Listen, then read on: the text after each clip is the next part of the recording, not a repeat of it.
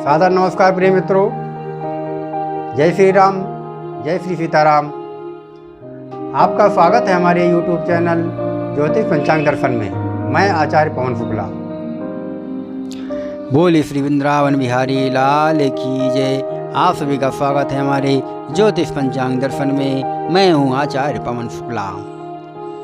कार्तिक माहत्म 9वां अध्याय आपके समक्ष ये रहा। आप लोग ध्यान से सुनिए और प्रभु के नाम का स्मरण करिए। हरे रामा हरे कृष्णा श्री कृष्ण गोविंद हरे मुरारी, हे नाथ नारायण वासुदेव है। इस मंत्र का जप करते रहिए। आप सभी का कल्याण हो।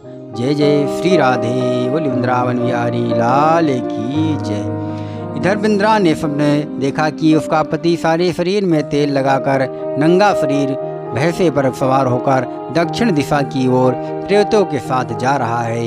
ये स्वप्न देखा उसे बड़ी चिंता हुई और अटारी तथा गौशाला कहीं भी विश्राम नहीं मिला। तब वे एक वन से दूसरे वन में चली गई। वहाँ वृंदा ने सिंह जैसे मुख वाले 2 राक्षस देखे। उन्हें देखते ही वे डर के मारे भागी। आगे जाकर उसके शिष्य सहित एक तपस्वी मुनि को देखा और उनसे अपनी रक्षा के लिए कहा। उसकी प्रार्थना पर मुनि ने अपनी एक हुंकार से उन राक्षसों को भगा दिया। तत्पश्चात वृंदा ने मुनि से विनय पूर्वक कहा कि महाराज, मेरे पति जलंधर तथा महादेव जी घोर युद्ध हो रहा है। उनमें किसकी विजय होगी, कृपा करके बताइए, क्योंकि आप तो सर्वज्ञ हैं। यह सुनकर मुनि ने ऊपर को देखा।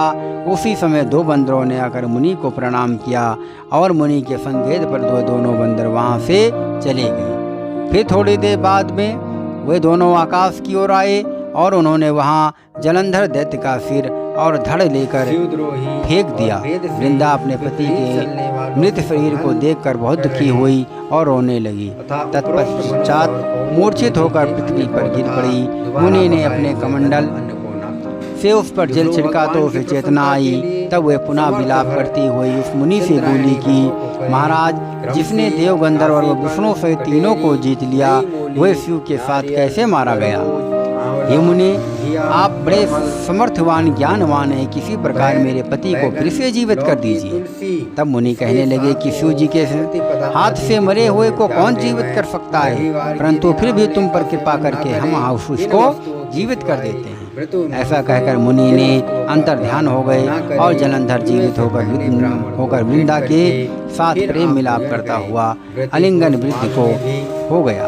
वृंदा भी अपने पति के वेश में विष्णु के साथ उस वन में रमण करती रही, परंतु एक दिन मैथुन के पश्चात अपने पति के वेश में विष्णु को देखकर वह अत्यंत क्रोधित हुई और श्राप देते हुए कि बोली, तुमने मेरा पतिव्रत धर्म नष्ट किया है, इसलिए तुमको मैं श्राप देती हूँ। निश्चित ही वह कपट मुनि तुम ही थे और तुमने जो 2 राक्षस कपट के बनाए थे, वही कलंतर में तुम्हारी स्त्री का हरण करेंगे और जो तुम्हारा शिष्य था वह बंदर रूप धारण करके तुम्हारी सहायता करेगा। फिर कहा, धान्य को बढ़ाने वाला है। इन व्रतों फिर कहा कि शिला हो जाओ, अन्य तीर्थों पत्थर हो जाओ। नारद जी कहते हैं कि हे राजा पृथु, भगवान कृष्ण ने देवताओं तथा अपने भक्तों के कार्य के लिए पतिव्रता वृंदा का यद्यपि शील हर लिया, परंतु वे मन ही मन दुखी हुए और बोले, हे वृंदे, मैंने तुम्हारे श्राप को ग्रहण किया था, अवश्य शिला रूप में हो जाऊंगा, परंतु तुम भी वृक्ष रूप होकर मुझको मिलोगी।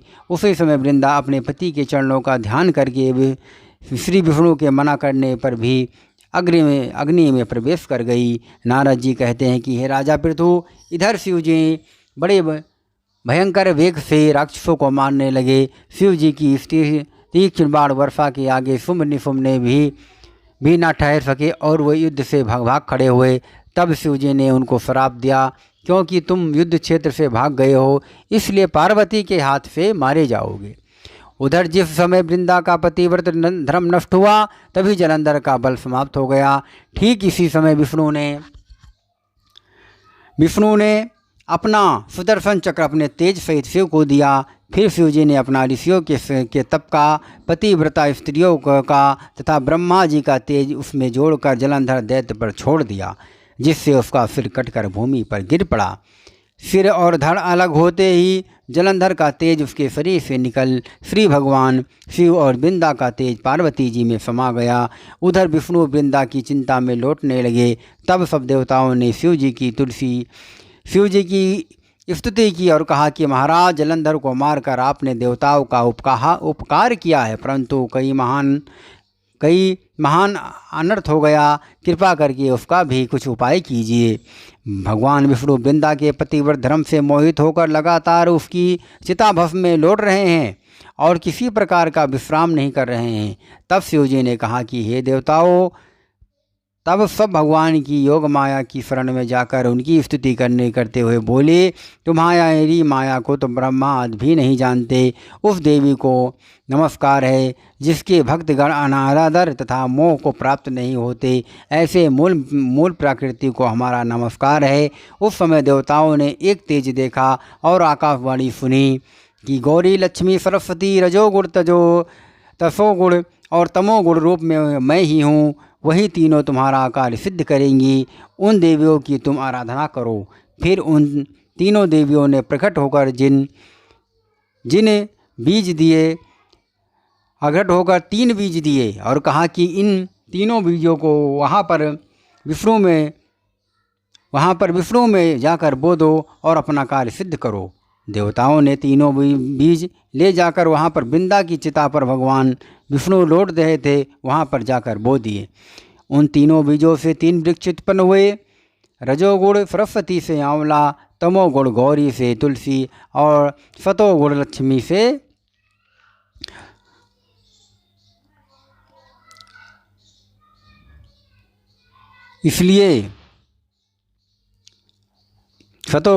से मालती हुई। श्री लक्ष्मी जी ने अपना बीज ईर्षायुक्त होकर दिया था, इसलिए मालती भगवान पूजा में निंदित हैं तथा आंवला और तुलसी भगवान को अति प्रिय हैं। इस प्रकार वृंदा वृक्ष रूप होकर भगवान शालिग्राम से संयोग किया। इसी कारण कार्तिक के उद्यापन में भगवान की पूजा तुलसी के मूर्ति के रूप में की जाती है। नारद जी कहते हैं कि ये रहे राजा पृथु, जिस घर में तुलसी का वृक्ष होता है उसमें यमदूत कभी भी नहीं जाते हैं। इसलिए तुलसी का वृक्ष घर में लगाते हैं, वह यमपुरी नहीं जाते हैं।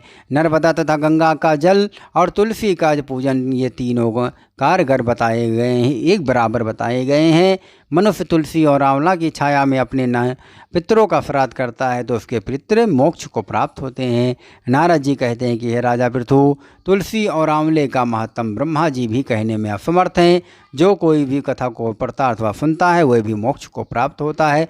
बोले श्री विष्णु भगवान की जय, बोले माता तुलसी महारानी की जय, बोले वृंदावन देवी की जय। जय श्री राम। बहुत बहुत धन्यवाद। नमस्कार।